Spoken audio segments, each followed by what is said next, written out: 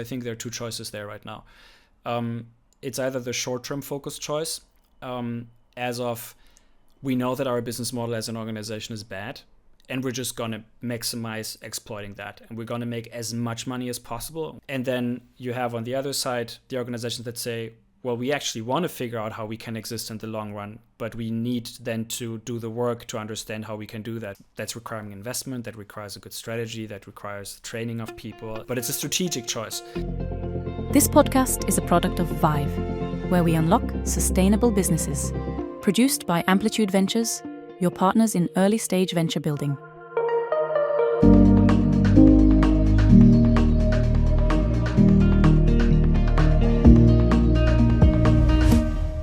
Hi, and welcome to Business as Unusual. I'm Sara Fossum, the founder of Vive, and for the past 10 years, I've been working and learning in the field of sustainable business, trying to understand what it really looks like and what it could be. Along the way, I've had so many honest and thought-provoking conversations with people across the industries, both about the real challenges, but also the huge opportunities in doing business differently. Too often, sustainability is treated as a compliance issue and something that you have to do rather than something that can actually create value. But when it is approached the right way, sustainability can really drive optimization, reduce risks, and open up entirely new ways of thinking about value, both economically, socially, and environmentally. And that is what this podcast is about. So Business as Unusual is a space to explore how we rethink business, not just to meet the targets, but to build companies that make sense for the long run. And we'll be talking to people with a range of perspectives who are navigating within this space and trying to make change. And today I am super excited to have Tilmann Stalte joining. So Tilmann is the CEO of Future Leaders Global, and he has a lot of insight into regenerative business model and also the link to inner work. So welcome, Tilmann. Thank you so much for having me.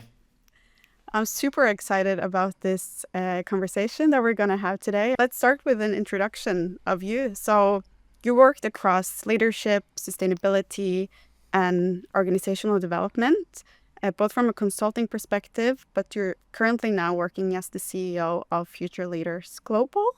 And so what shaped your approach to, building more regenerative future, and how did that journey unfold for you? Yeah, thank you. That's a good question. The story and kind of like why I entered this space with regenerative leadership. Oh, wow. How much time do we have? I think it's we can start very, very early there. Maybe as like a bit of a frame around my person in general. I grew up with two parents that were musicians, so I was very exposed to kind of like creativity, music, theater from a very young age. And when I then wanted to kind of like start working, kind of like that component of being creative was very important to me. So originally I wanted to become a professional drummer. That didn't work out the way I wanted to. And then I said, let's maybe do something with music management. That didn't work out either. And then I ended in innovation spaces, so like innovation management. Started like I'm German originally, moved from Germany to Denmark, and then started working with organizations there. And explored a lot kind of like how do we, in innovation, kind of like how do we think of how we can do things better. And then I had the luck to be involved in a lot of different initiatives, from Catapult Future Fest in Oslo to Slush, which is the largest entrepreneurship conference, I think, in the world even. And other spaces like Singularity University. And a lot of them, and that was, I think, now almost 10 years ago, had this understanding of how can we use innovation technology not only for kind of like the usual growth goals, but also to influence society and do something positive. And that kind of stuck with me. So again, how do we use all of these crazy things, from artificial intelligence to 3D printing to gene editing, like whatever the crazy thing at that point of time was, how do we use these things in a way that it also benefits society and the world around us? So I've been in these spaces for quite some time, worked in that. And then I left Singularity that I was working with in Copenhagen. And I had this feeling in my mind that I was like, we've been already diving into a lot of these spaces, and exploring kind of like the societal perspective of things. But I didn't fully understand what actually sustainability truly means. Like I was still more on the innovation track, so to say. And I was like, I don't even understand what the climate crisis truly is. Like, what is it? Like, what are the big problem spaces in there? So I basically took a year and I just dove into all of that. Like, I think I read over 30 books in that year. I helped friends kind of like with their startups. I explored different initiatives. And I took different like learning programs. And one of these was a program in Copenhagen called Founders of Tomorrow. And the topic of that year was, how can we go beyond sustainability into developing regenerative visions? And I didn't know what that was. I was like, okay, it sounds like a cool program. Let's dive into that. And that was a full week of us exploring what is regeneration. And that was for me the ultimate switch then from, oh, okay, sustainability as a concept was like still fluffy to me. And I could also feel there were some tensions for me of what sustainability means and like greenwashing and what does that mean and how is that all tied together. And regeneration was for me then the switch towards, oh, like now it makes sense and now I understand what we're working kind of like towards. So I left that program, and then 2-3 months later I got the opportunity to become the CEO of Future Leaders. And I was like, I'm going to bring this kind of way of thinking and way of looking at the world into also the educational programs that Future Leaders is running. And I started bringing it into the organization, like, again, the way how we run our purpose, our strategy, and we're also increasingly kind of like bringing it into our work with young people, with organizations, etc., etc. So it's still an exploration journey. I mean, regeneration, as you know, is we don't know necessarily yet how we build it, right? Yeah. Like we understand kind of like the problem space of, oh, there's one planet and we have planetary boundaries, and we're basically destroying everything right now. So we need to figure out how we build businesses and societies in a way that function in that kind of like limited space as of our planet Earth. And that's obviously a big task, right? Like how do we disentangle all of these different beliefs and what we're used to in society and how things work and how we think of businesses? How do we do that in a way that actually is in line with planetary boundaries and also people's needs, and how we can all live like a thriving and good life?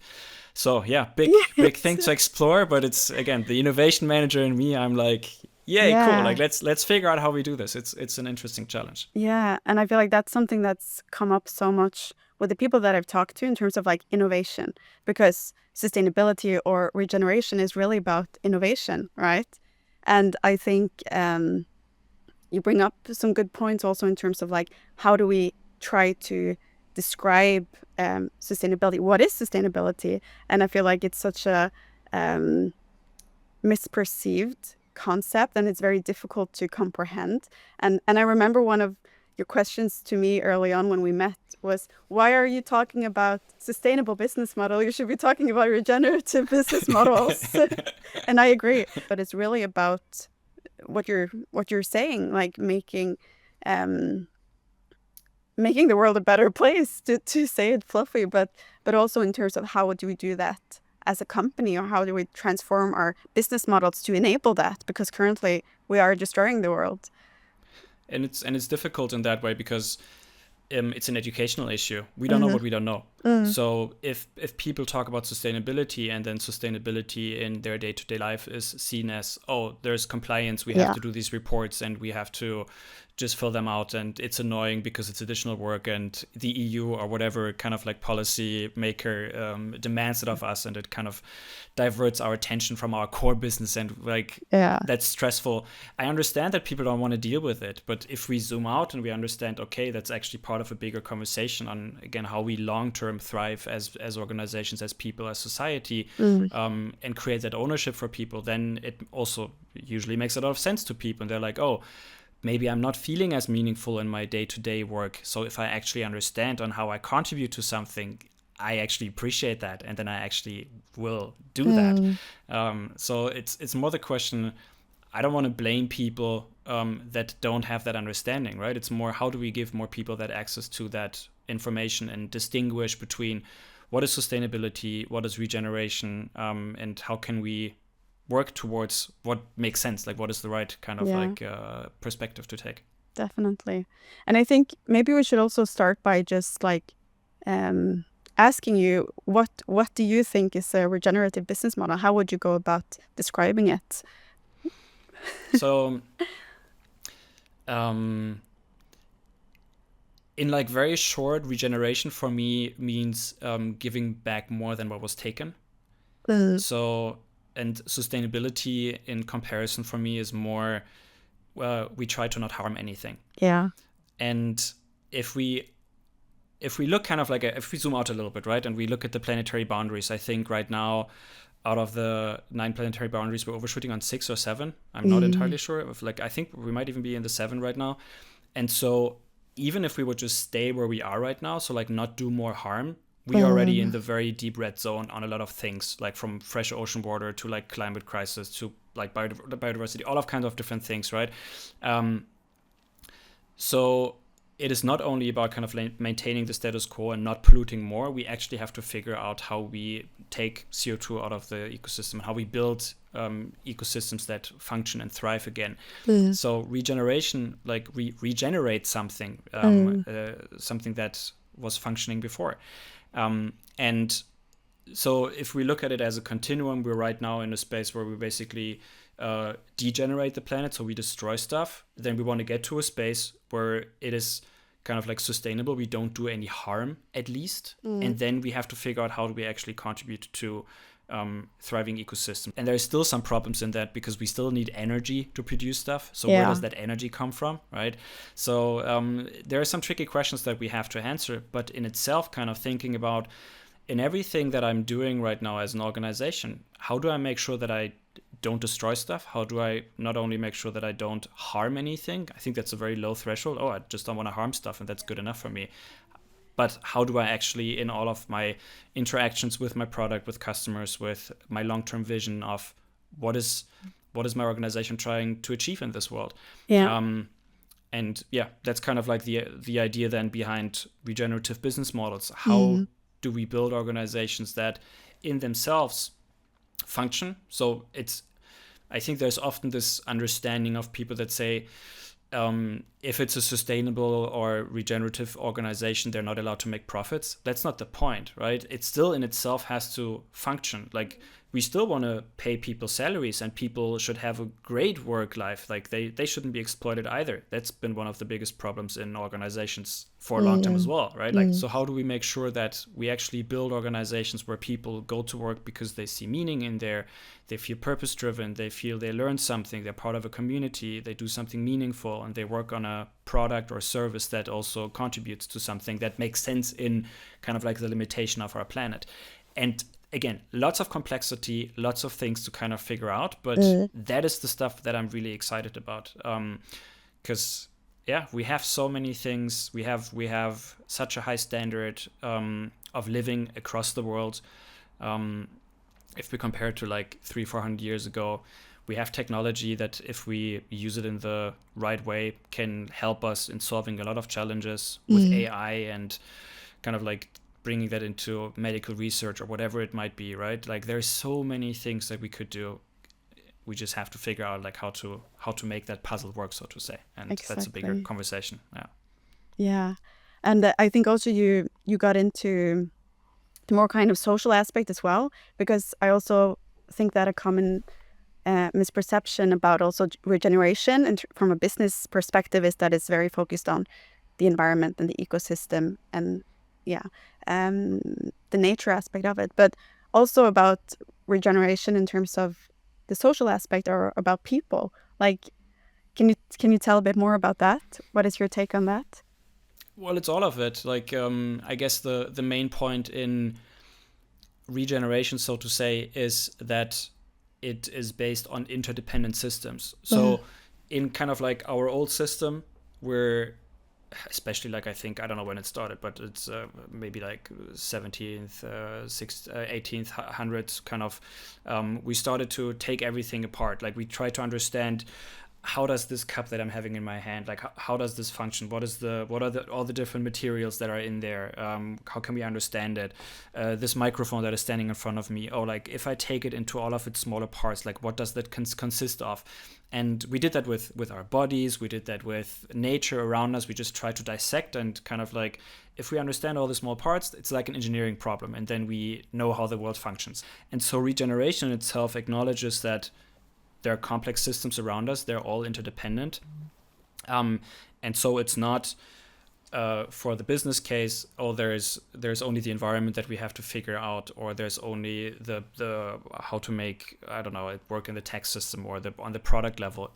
It's all combined. It's what is an organization at the end of the day? It's a collection of people.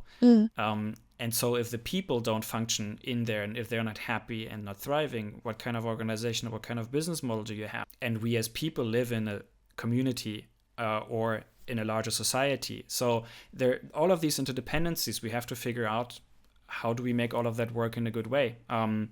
So how do we build societies that give people, for example, the safety with healthcare, or no wars, right? That people can do whatever they want to do in their day-to-day. That's going to impact the way how businesses are run as well. So the role of the individual and the individual's health, that's a big part of kind of like regeneration.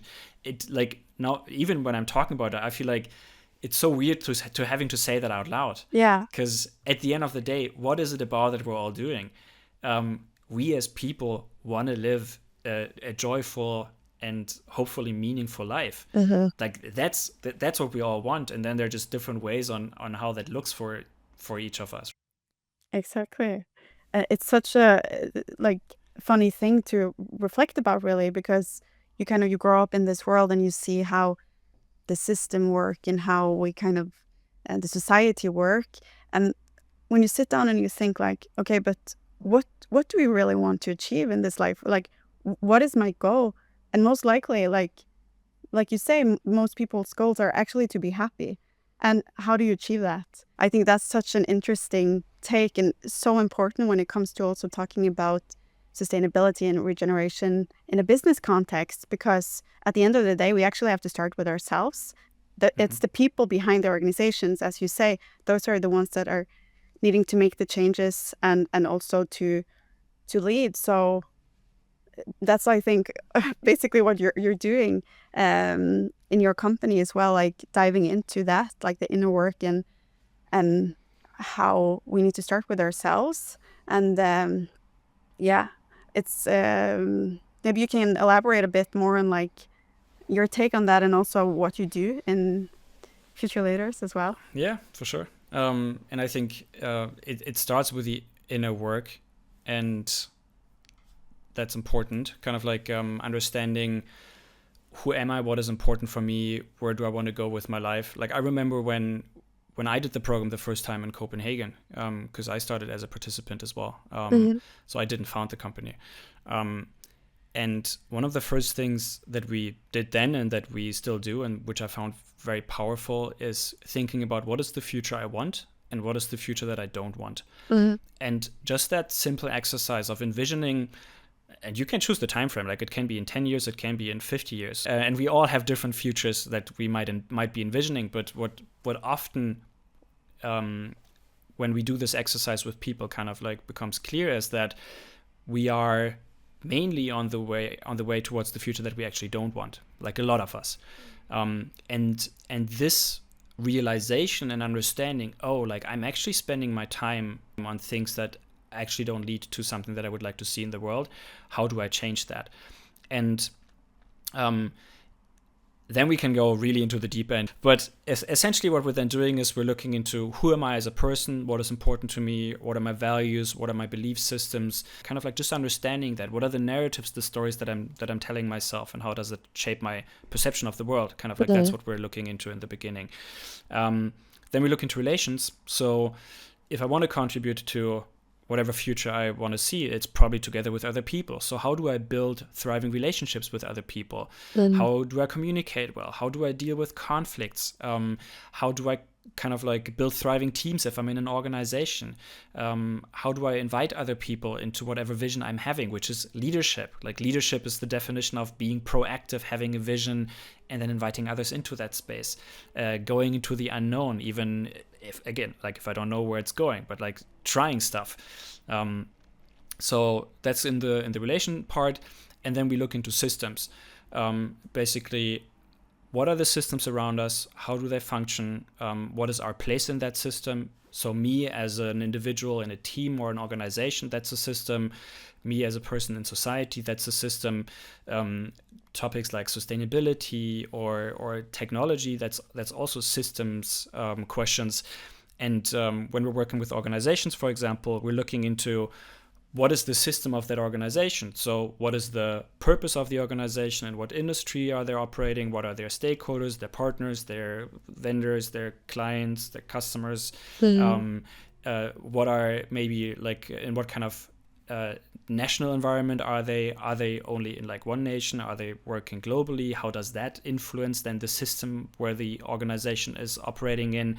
And when we're then looking at what is the long-term strategy and vision of the organization, and what are people actually working on right now? Is there anything that we can learn here, how we can do things better? And then we run innovation sprints. So we guide people through that whole process also in an organization, and then they see, oh, maybe the product that we're working on right now doesn't actually really make sense to put more resources into right now, because it actually doesn't contribute to our long-term vision. And so with all of that, we're basically giving people the tools to understand themselves, like work well together with others, and understand the systems that they're part of, so that they can shape them and take better decisions for themselves.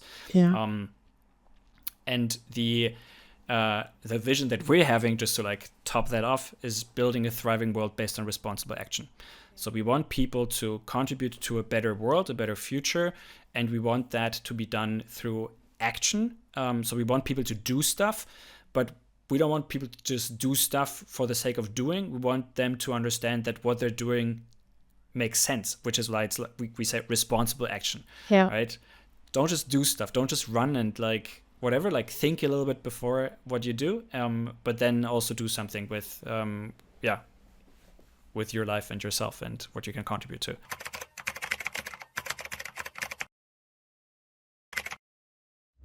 Yeah. Definitely. And when you talk about it, it seems so obvious, right? That we should go and about having these reflections. But I think very few people actually do, right? And I really want to join one of your sessions. I unfortunately haven't been able to yet, but it's on my wish list. Applications are open. Oslo is running in 2 months again. The next playground is coming up, so you're very welcome to join. I think it's been amazing, obviously, to go into that space for myself as well and learn about all of these different things. And I'm still learning so much when like running programs in different spaces. What I find so valuable is the community, because we're now over 3,000 people that have been gone through that program, and all these people speak a shared language, right? Like it's very easy to then know, okay, like when we're discussing a specific topic, and so exploration and also new things coming out of randomness is becoming more fun and more easy. Also, as you said, this is something that you can do as an individual, but you also do these kind of programs for companies. And I'm very eager to understand, like, how have you seen any changes? What are the outcomes of this? And have you seen that it's influencing how the companies work and how they're able to maybe transition more towards a regenerative business model? Yeah, and it's an interesting question, because many organizations are very focused on optimizing towards the existing system, right? Which is mainly making money, and everything else comes after that. I have seen a shift, especially in the Scandinavian countries, of many organizations, especially now in the last, I think, like 6 to 12 months. There's a shift in consciousness and like kind of value-based decision making, and I think there's also kind of something happening in the next generation of people saying sustainability and kind of like preserving the future is important for us. So there are different factors in society that are playing with that as well. And when we're working with organizations, as I said, like we're guiding conversations and we're guiding these learning processes, and we're having conversations around what does change making mean in your organization, right? Like if we're working with a company and they send 40 people to a program, and let's take like the biggest program that we do, that's in total 19 learning days. So that's kind of like the typical self-relation system. We do an innovation sprint with them, where we deliberately explore systems thinking and innovation methodology towards, how can we build a better future?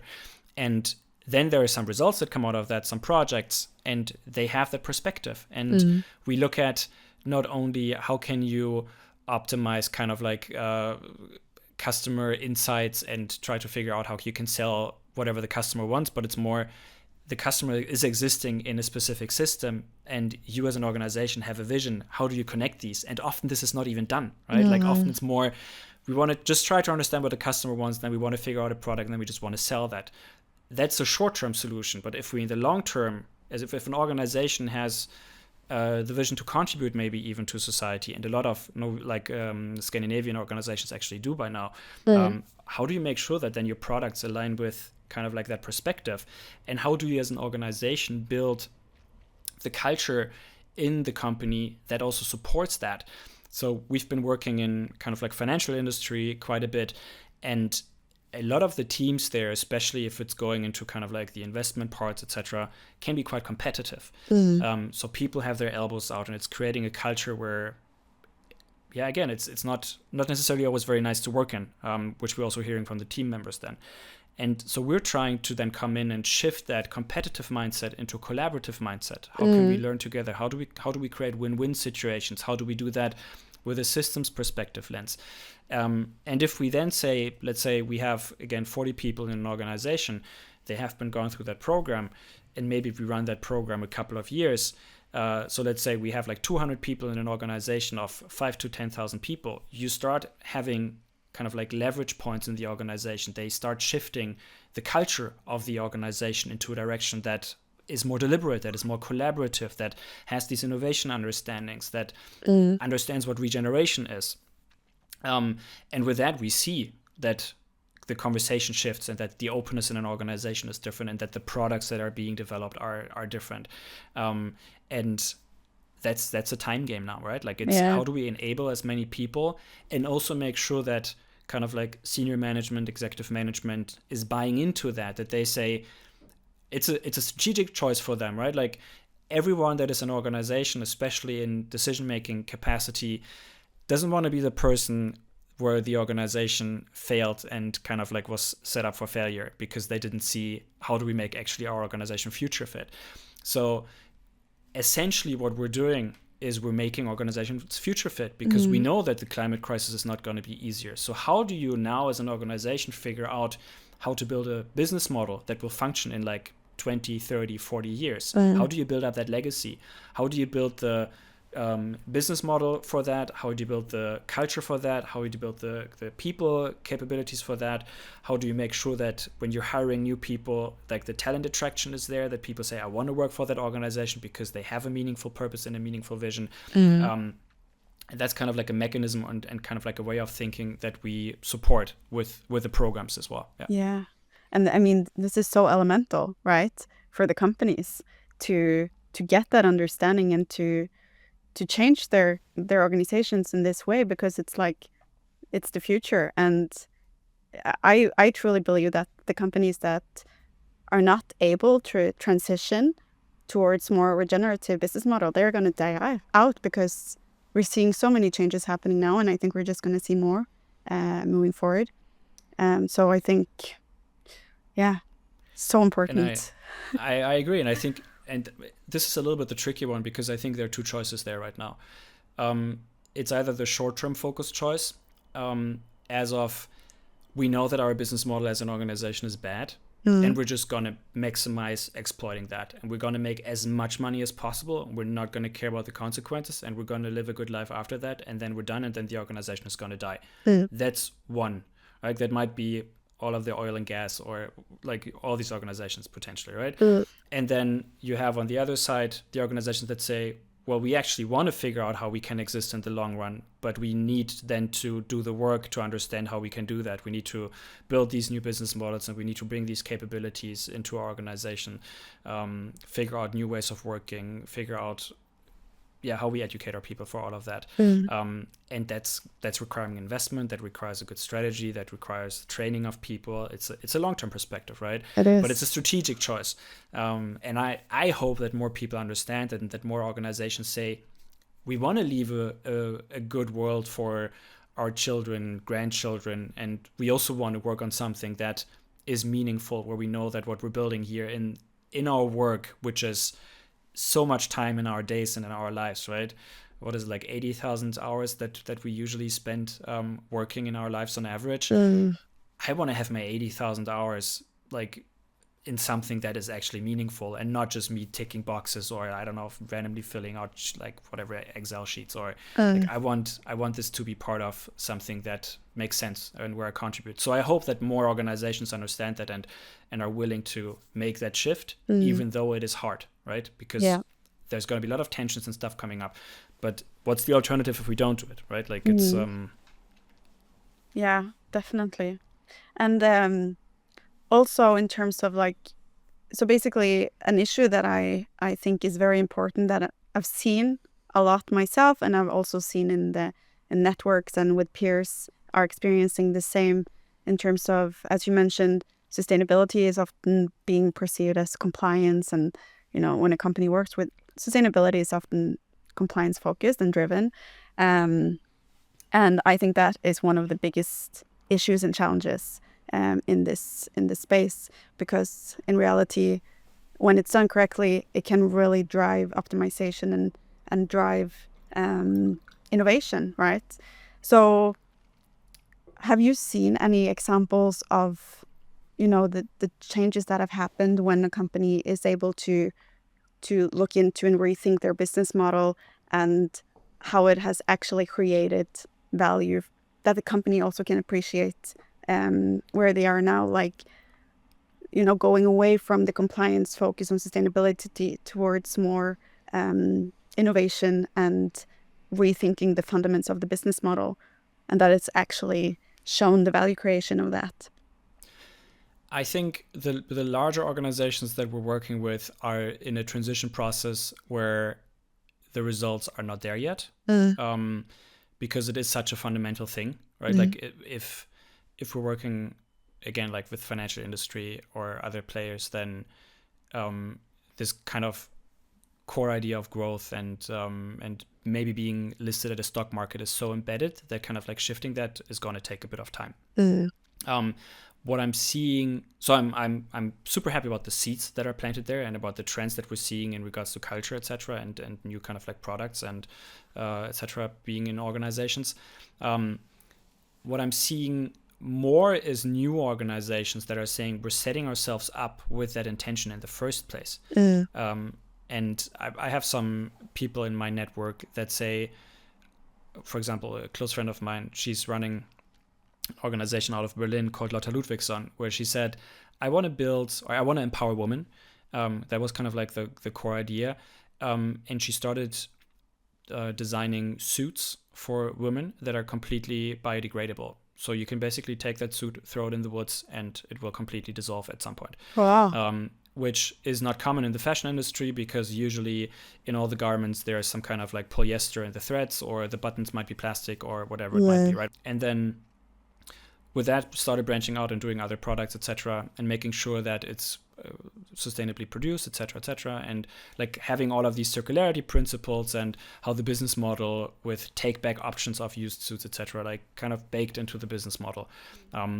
Other organizations that say, how can we take carbon out of the air? So another friend of mine, running an organization called Pebble, they basically take CO2 out of the air, bind it with some kind of stone stuff that I don't fully understand, and then it can be used as like, it's a concrete basically, and it can be used in the construction industry. And also like in all of these business models, there's this idea of how can we contribute, like how do we solve a problem in society right now? How do we contribute to it? And how is our business model done in a way that it's not extractive and functions long term as well? And I see more and more people that are kind of like going down that pathway. And so that's going to be very exciting. Yeah. Kind of like, and then one of the biggest questions there is, how do we learn from each other? Right? Like, how do we, because we're all experimenting again with the business models and it's different industries. Okay, what are the principles that are working for all of us? And how do we share them? How do we collaborate around that? And then empower other people in their industries to do something similar, and then kind of like build regenerative solutions up. Yeah, definitely. And so I think, I think we could have spoken about this for hours and hours. But unfortunately, we don't have that much time. So I just want to ask you one last question before wrapping up. And it might be a difficult question, but you can have a go. And so for companies that maybe not have started yet on this journey, like what would be your recommendation into like getting started with this mindset and going into this regenerative thinking, both in terms of like the organizational aspect, but also the more kind of fundamental elements in the business model? Like, how would you recommend getting started on this? Well, the first thing would be, or like a question that I would ask to them is like, how big is the understanding of regeneration and the principles around that? Because we don't know what we don't know. So there's an education part in the beginning of understanding what is it that we're trying to build. And again, like what is the future that we would want to see? And what are the principles that can enable that? And again, just like there's tons of books. Like I have a bunch standing behind me around regeneration that are helpful, or joining a program such as ours to just like understand what are my biases, what are my belief systems, how does regeneration work, and how do I then not necessarily come with a solution back to my organization, but how am I going to be able to start asking the right questions? Because with the biggest power lies in the questions that we can ask. And there's a big tendency in our society that we are supposed to always give solutions immediately. And I think that actually reduces the quality of the solutions. And being able to sit in a question and being like, oh, I've never thought about that. Let me explore that, and being curious about that. That's a big starting point. Yeah. So having an understanding of regeneration, like building that up, understanding what the complexity in that is, and then starting to understand what are the questions that I can ask. What is the problem that I want to solve? How does that work in the bigger system around me? So some systems thinking, understanding as well. That would be a starting point. And then it's a bit of expectation setting as well.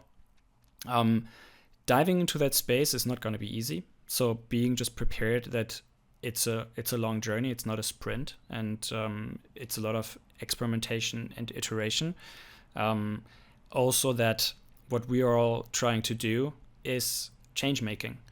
We are in a system that incentivizes other behavior, and we want to build something that, again, like takes into account the environment and the well-being of people. And if we're now going into economics and competitive pricing, etc., then some organizational models and business models might be in the short term at a disadvantage.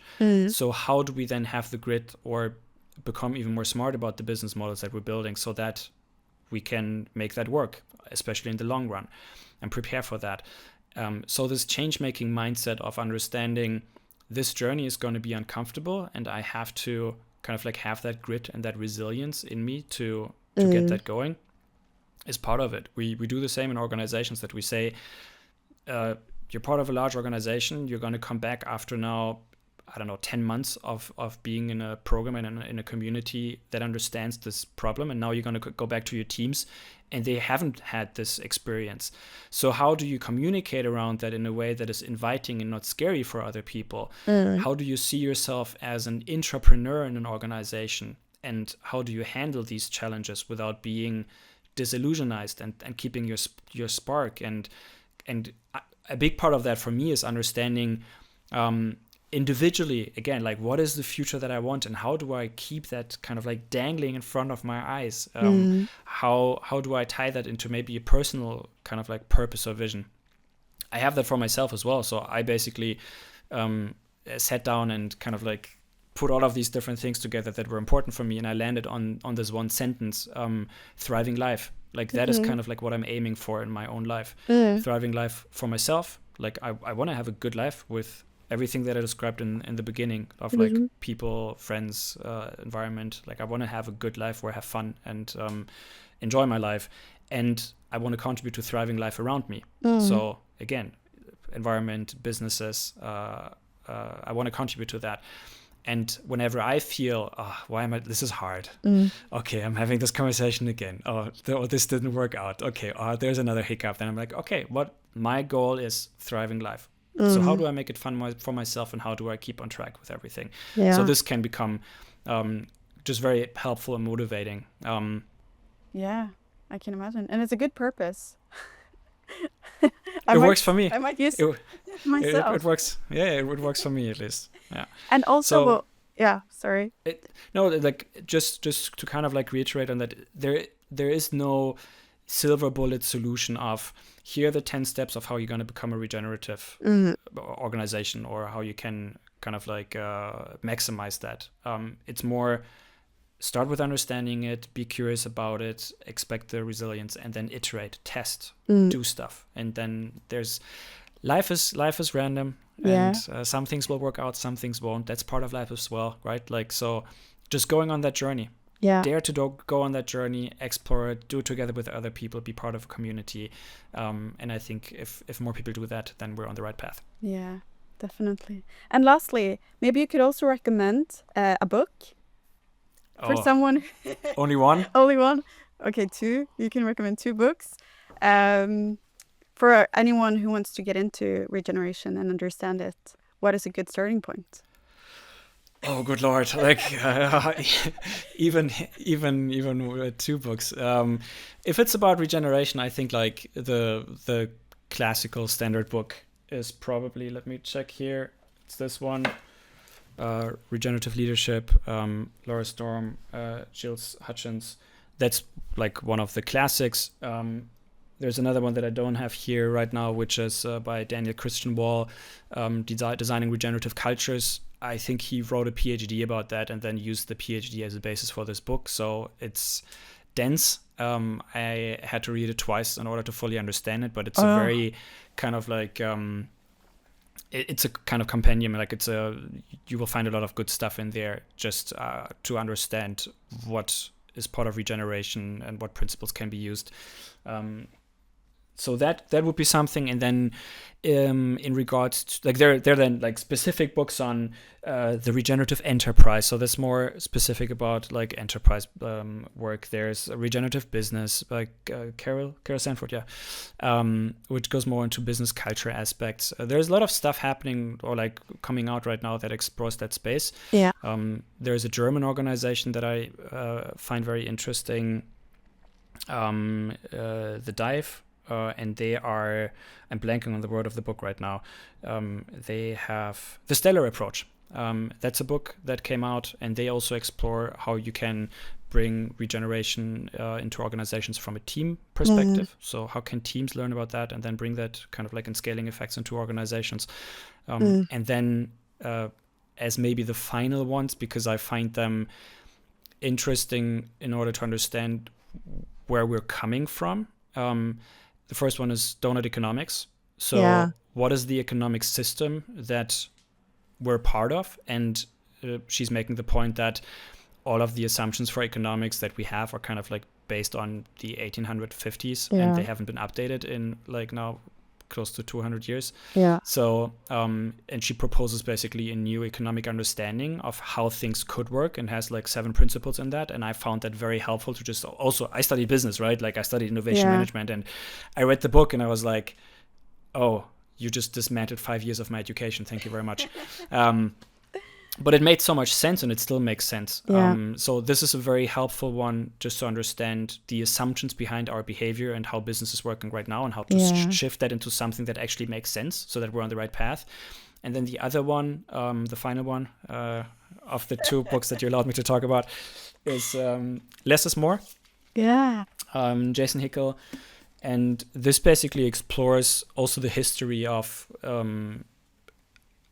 ownership and capitalism and everything, and how we can rethink that as well. And I found that I got very angry when I read the book, and then at the same time I was like, okay, now it makes a lot of sense why our systems working the way they are, and it kind of like shifted my perspective and gave me more tools to work on the right solutions. And just because I saw it, a new book that came out, Moral Ambition, Rutger Bregman, basically also saying there's so many people that are wasting their time in jobs that don't give any meaning and any value. So instead of just like being in the typical consultancy job and just like kind of like bringing out PowerPoint presentations to clients, how do you work on something that is actually meaningful, like similar to what we talked about now in our conversation here right now, and how can you be ambitious about that, like moral ambition in the way of find a big challenge and then be ambitious about that and then kick ass, right? So also very interesting perspective in that book. Sorry, that was probably like 5-6 books, but like it's now we got a lot of good recommendations here, so that's great. But thank you so much, Tilmann. This has been such an interesting conversation, and I would love to continue and have you on another time to continue the conversation. I'd love to. I think we have so much more to talk about. But thank you so much for joining, and we'll talk again soon. Thank you very much for the invitation.